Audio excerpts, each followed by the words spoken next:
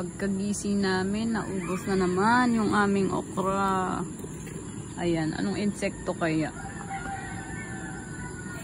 ang gumagawa ng ganito? Grabe oh. Dalawa na yung wala.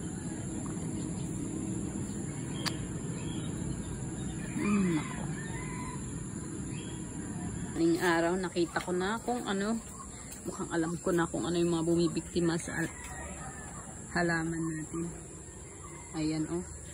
Daga. Daga. Ang lalim ng hukay niya. Grabe siya oh. Imposibleng insekto yan. Daga yan. Ay. Ayan oh. Ito pa nga ang ebidensya. Ayan oh. Daga. Daga yan.